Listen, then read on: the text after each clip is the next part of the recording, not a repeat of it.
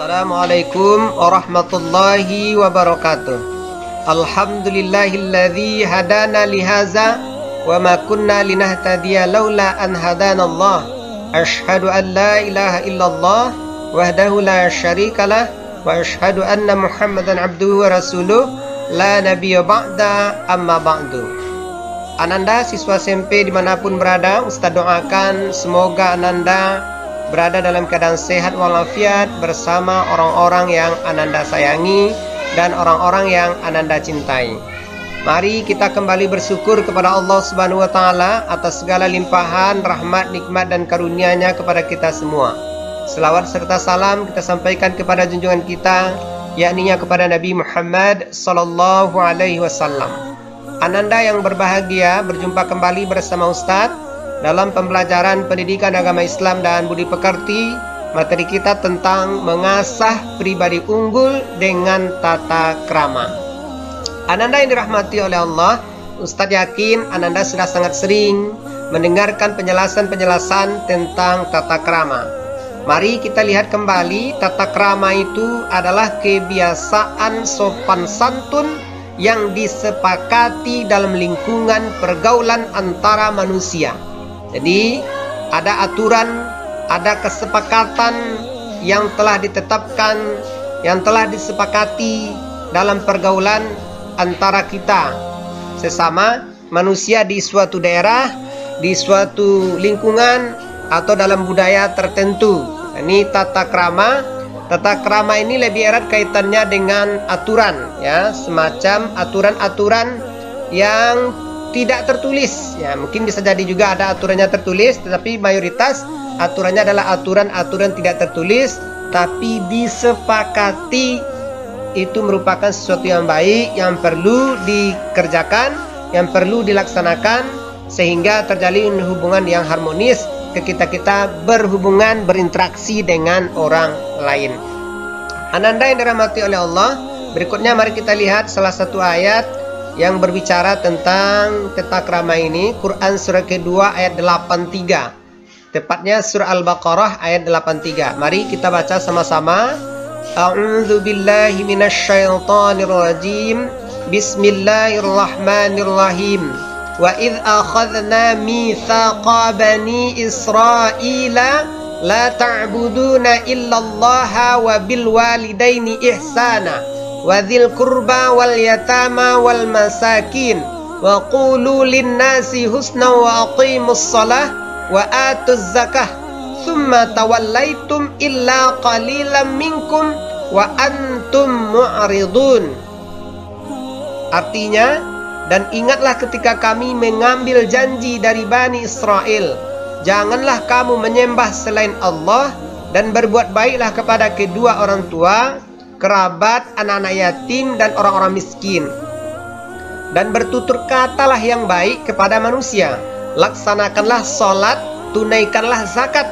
Tetapi kemudian kamu berpaling mengingkari, kecuali sebagian kecil dari kamu, dan kamu masih menjadi pembangkang.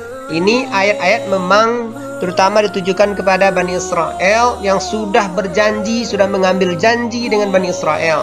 Allah menyuruh untuk menyembah Allah dan berbuat baik kepada orang tua, kepada kerabat, kepada anak yatim, kepada orang miskin. Kemudian juga mengatur bagaimana cara kita berkata-kata, perkataan yang baik kepada orang lain. Kemudian juga mendirikan salat, membayar zakat. Tetapi kemudian Allah mencap bahwa mereka Bani Israel itu pembangkang. Ini adalah sebuah kerugian, ya, kalau seandainya kita dicap sebagai pembangkang. Oleh karena itu, Ananda ini perlu diperhatikan. Tata krama itu perlu sekali diperhatikan. Kalau tidak tahu, tentu kita berdiskusi, bertanya kepada orang-orang yang mengerti, yang tahu tata krama, yang tahu aturan-aturan yang telah disepakati di lingkungan kita. Ananda yang dirahmati oleh Allah Subhanahu wa taala, termasuk tata krama, aturan-aturan yang memang diberikan dalam agama kita. Karena ya puncak dari beragama itu adalah terbentuknya akhlak yang baik. Innamal bu'itsu liutamimma makarimal akhlak, kata Rasulullah sallallahu alaihi wasallam. Sesungguhnya aku diutus untuk memperbaiki akhlak manusia. Jadi akhlak menjadi tujuan tertinggi dari setiap ibadah yang juga kita laksanakan. Ananda yang dirahmati oleh Allah, maka sekali lagi bagian dari akhlak itu ada tata krama. Tata krama itu juga perlu kita perhatikan. Ananda yang dirahmati oleh Allah Subhanahu wa taala, berikutnya mari kita lihat penerapan tata krama dalam kehidupan. Ya. Tata krama ini sepertinya lebih erat kepada aturan yang telah ditetapkan, ya. Dia aturan yang disepakati atau ditetapkan. Pertama contohnya di rumah. Nah, jadi ada tata krama di rumah, aturan-aturan kita berada di rumah. Bagaimana kita punya tata krama kepada kedua orang tua, ya. Bagaimana memperlakukan orang tua, tentu ada tata kramanya.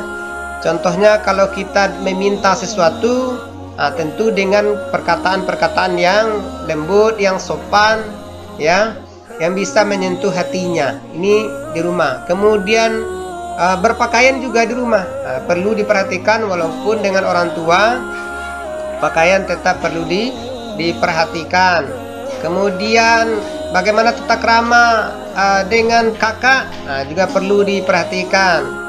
Tidak sembarangan saja, kakak itu mesti dihormati. Kemudian kita berkonsultasi dengannya, menyampaikan segala sesuatu yang mungkin terasa di hati, sampaikan dengan cara-cara yang baik. Ada aturan-aturannya di tata krama itu. Termasuk juga kalau seandainya di rumah kita datang tamu, tentu tata kramanya menerima tamu dengan baik. Kemudian mungkin menyediakan ya semacam minuman, ya, minuman sederhana, paling tidak sekedar air putih. Kemudian mempersilahkan duduk di tempat yang layak. Kemudian menanyakan, berbasa-basi, menanyakan apa kepeduliannya. Kemudian kalau mereka membutuhkan bantu pertolongan, bantu kalau kita memang sanggup menolong dan membantunya. Paling tidak, ya, kita membesarkan hatinya. Kalau tidak bisa membantu, jangan kecilkan hatinya, tapi bantu. Ini adab dengan tamu. Kemudian sebagai anak, ketika orang tua kita bertamu, jangan pula kita ikut nimbrung, ya, ikut mendengarkan, nguping, mendengarkan pembicaraannya. Kalau tidak berkaitan dengan kita, kalau kita tidak diperlukan, maka sebaiknya tidak ikut nimbrung di sini. Biarkanlah orang tua kita dengan tamunya. Kemudian kalau kita butuh sesuatu, kita membutuhkan orang tua kita, ya sebaiknya jangan di saat kita ada tamu. Contohnya butuh bantuan, minta belanja, jangan diminta ketika orang tua kita punya tamu. Maka ini tidak punya tata krama. Kalau perlu juga tentu diminta. Kalau keperluannya mendadak, maka diminta dulu, minta izin dulu kepada tamu untuk memanggil orang tua kita. Jadi ini yang perlu diperhatikan, tata krama di rumah. Begitu juga kalau kita bertamu ke rumah orang, maka tentu juga diperhatikan tata kramanya. Ketika kita mengetuk rumahnya sekali, dua kali, tidak juga ada jawaban, maka sebaiknya kita langsung pulang ke rumah kita. Jangan memaksakan sampai pecah pula pintu rumah orang karena diketuk. Ini namanya tidak punya tata krama. Masih banyak lagi tata krama yang perlu diperhatikan di rumah, sehingga memang rumah kita itu tertata, etikanya tertata, kramanya tertata. Kemudian ya, kalau kita berbicara dengan tamu di rumah, maka perhatikanlah dengan serius, pandang wajahnya, ya.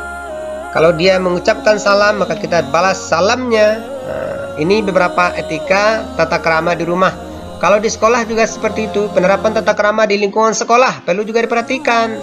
Dengan guru datang salam, ya, baca salam, ya. Kemudian tidak sembarangan kita mengeluarkan kata-kata. Tempatkanlah guru kita memang pada tempatnya. Jangan menganggap guru itu seperti teman saja. Kadang-kadang panggilannya pun panggilan-panggilan yang lancang, seperti memanggil teman saja. Pada guru dipanggilnya guys, ya guys. Ini panggilan-panggilan yang tidak sopan. Ya, guru tempatkanlah dia sebagai guru, hormati dia. Ya, walaupun mungkin terkadang guru ada bercanda, sekali lagi yang perlu diingat, beliau adalah guru kita. Dengarkan candaannya, perhatikan candaannya, tapi jangan sampai pula kita mencandainya dengan canda-candaan yang kurang pas, yang kurang tepat. Itu namanya tidak punya tata krama. Tetap ada batasan antara bagaimana kita beretika, bertata krama dengan guru. Termasuk juga ketika kita membutuhkannya, ketika kita mau bertanya, juga dengan cara-cara yang sopan. Atau kita ingin minta izin keluar dari kelas, itu juga perlu diperhatikan. Minta izin dengan cara sopan, angkat tangan, perhatikan gurunya. Kalau diberi izin baru keluar, kalau tidak berizin kita tidak keluar. Ini namanya tata krama. Termasuk juga masuk ke ruang guru, tidak sembarangan kita masuk. Izin dulu baru masuk dengan cara yang sopan. Ini ada beberapa aturan tata krama. Kemudian di masyarakat juga seperti itu, perlu diperhatikan penerapan tata krama di lingkungan masyarakat. Contohnya ketika kita ada jamuan makan, ya, ketika masyarakat mengundang kita jamuan makan, ya, pesta contohnya, maka jangan kita datang ke tempat undangan makan itu dalam keadaan terlalu lapar, sehingga makan kita terlalu banyak. Kita ambil nasi dan makanan itu terlalu banyak, masuk ke piring kita, menggunung makanannya. Ketika dimakan tidak enak, banyak tertinggal. Ini jadi etika itu perlu diperhatikan. Dulu orang tua kita ini, terutama Ustadz ini menyarankan kalau mau pergi pesta itu makan dulu di rumah. Gunanya untuk apa? Supaya tidak terlihat seperti orang yang kelaparan tidak makan 1 bulan. Jadi memang diperhatikan itu, jangan terlalu diperlihatkan. Kemudian juga diperhatikan, ya, jangan terlalu cepat makannya. Kemudian mengambil makanan yang terdekat dari kita, kemudian mendahulukan yang lebih tua, kemudian makannya jangan berbunyi, dan masih banyak lagi etika-etika yang perlu, tata krama yang perlu diperhatikan supaya kita bisa menerapkan tata krama. Jadi ini diantaranya, termasuk tata krama berjalan. Kalau ada orang yang lebih tua, kalau kita mau lewat minta izin dulu. Ini bagian dari tata krama yang perlu diperhatikan, aturan-aturan yang perlu diperhatikan sehingga kita punya tata krama. Ananda yang dirahmati oleh Allah, berikutnya ini tentang pentingnya tata krama, urgensi tata krama dalam kehidupan. Untuk apa kita punya tata krama? Pertama, supaya ada rasa saling menghormati.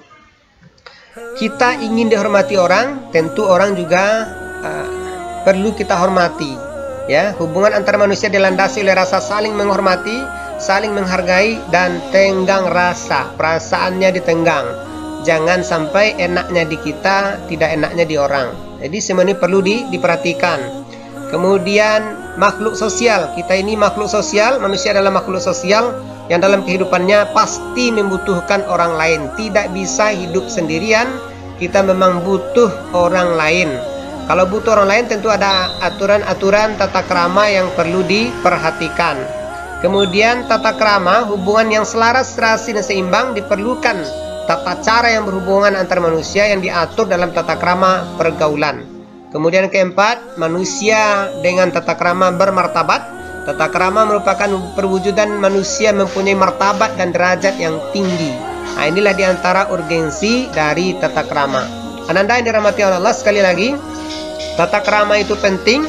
Tata krama lebih erat kepada aturan-aturan yang disepakati. Yang disepakati yang terjadi di sebuah daerah, di sebuah wilayah, di sebuah tempat, atau di sebuah adat, sebuah budaya, juga di dalam agama kita. Ada tata krama yang perlu diperhatikan. Mudah-mudahan ini bisa dipahami, bisa bermanfaat. Terima kasih. Kita tutup pembelajaran kita dengan hamdalah. Alhamdulillahirabbil alamin. Wabillahi taufiq wal hidayah. Wassalamualaikum warahmatullahi wabarakatuh.